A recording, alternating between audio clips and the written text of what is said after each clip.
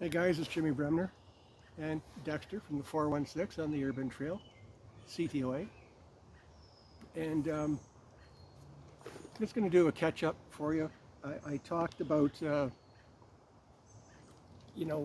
Char-Tin, your next fire, and how to go about that.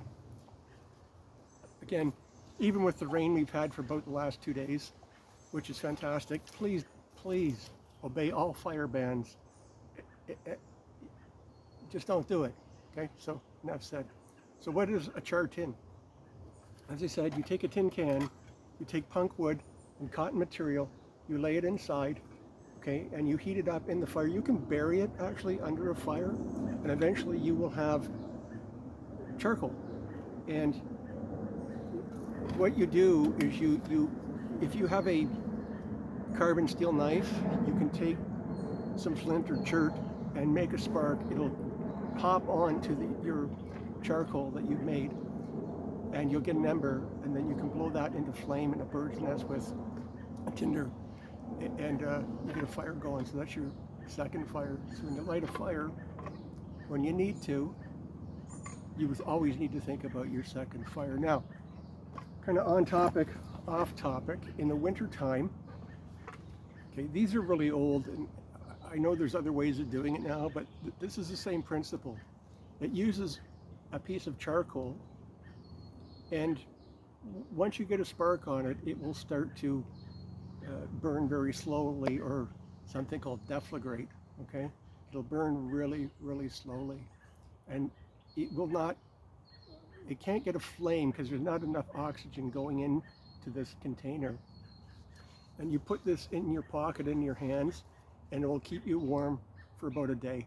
Okay, so like 8 hours, 6, 7, 8 hours, it's really good, and you can buy the replacement charcoal for it. These are a great tool. They're not expensive at all, but it's an old school way of keeping your hands warm. So that's kind of on topic, off topic. Okay, so I said I would talk to you about belt knives.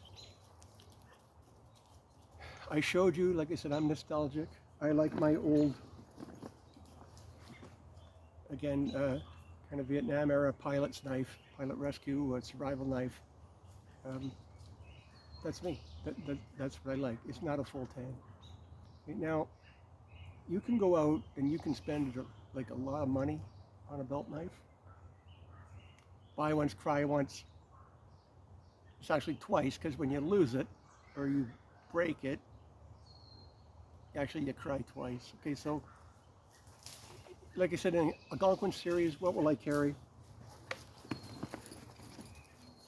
And I said Maura Garberg on a video I did. Please forgive me. There's a lot going through my head all the time. Okay, actually what I carry is the Maura Cansbull. Okay, and the Cansbull, again, carbon steel, nice 90-degree spine for using my ferro rod. It has that Scandi grind, which is actually not, you need to. If you had to resharpen it, you can. It's not a full tang.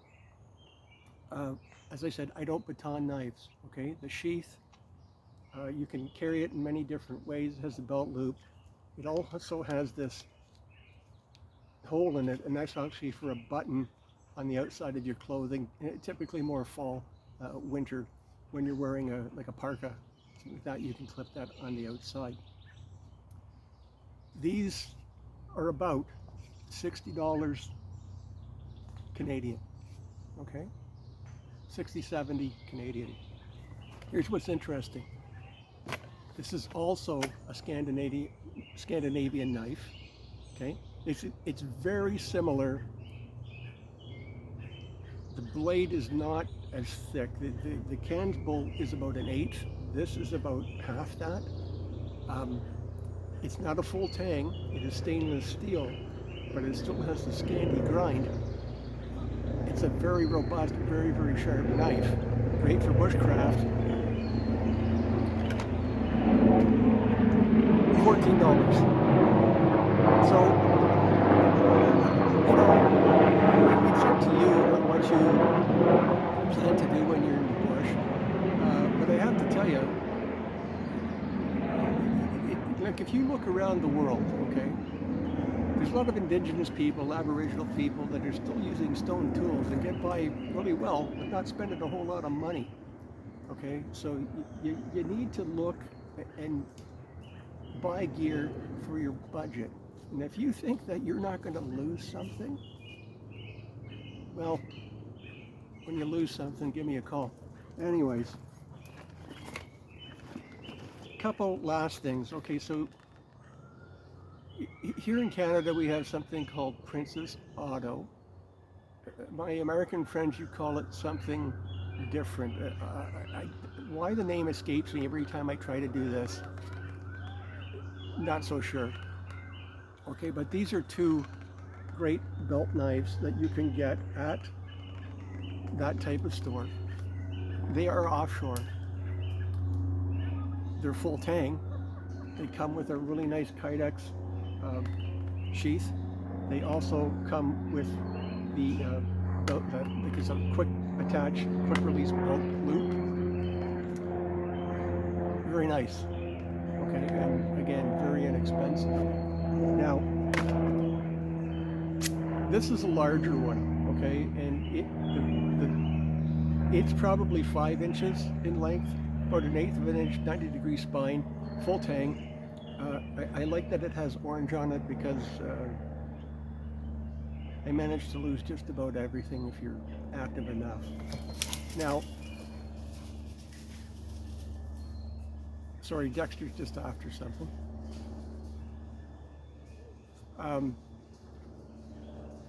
Okay, he's on the way back. For me, this knife is just it's a bit too big. Okay, it's just a bit too big. You know, listen, I know my weaknesses, okay, and I know my strengths. For me, this is just too big, okay, and I can't use it very readily. The next one down, okay, it's only $2 less than the one I showed you previously, and it is a very comfortable, usable, workable solution. All right, so this is what I would probably purchase, and again, I'd probably buy 2 of them.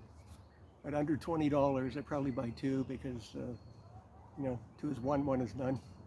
And this is a great knife.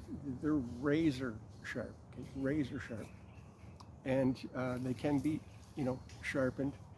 Like I said, if you lose it, you break it. We're talking about $20 Canadian.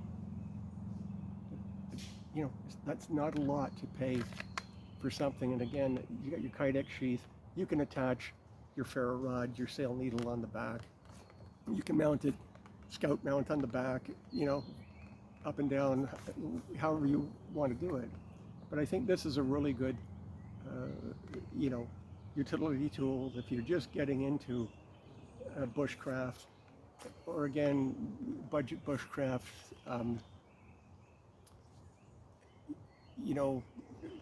counting your dollars and cents. This is probably the best tool that you could buy. Now, like I said, I'm a big Swiss Army guy. My Swiss Army Rangers are total go-to. I think they're one of the best knives in the world. But like I said, I don't baton knives. Never say never, never say always. These 100%, you can baton them all day long. Okay, so I think, like I said, if you go to Princess Auto or probably Menards in the United States,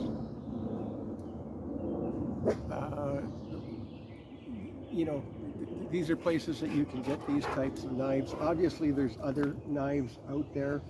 Of course, the K-Bar, great knife, not full tang. It's a fighting knife. Can you use it for survival? Yeah, you can, but it's a fighting knife. And it's not a full tang, so it doesn't apply, in the bushcraft world really. But that said, again, if you look at the size of this, they're huge, okay? And if you compare that to its little brother rescue knife, okay, the pilot rescue knife, this one, it's far easier to manipulate and use in all different ways. Okay, so common sense, think about what it is that you're doing, what tool suits the job that you're doing, and then price point, okay? And like I said, you can spend a whole lot of money on things, but at the end of the day, as I said, there's a lot of people getting by every day and they don't spend a whole lot of money. So with that said, that is my urban trail for today on belt knives. I'm going to come back to you again. I said I'd talk about dry bags. That'll probably be the next video. We'll talk about dry bags. And then I hope within the next couple of weeks I'll be up in Algonquin and we'll do a whole lot of exciting things. We'll go for a canoe trip, we'll do some fishing, we'll do some rock climbing. There's a great set of rocks that I typically go up the trail with Dexter. Very picturesque, and so that's probably what we'll do. So again, Jimmy Bremner, CTOA, and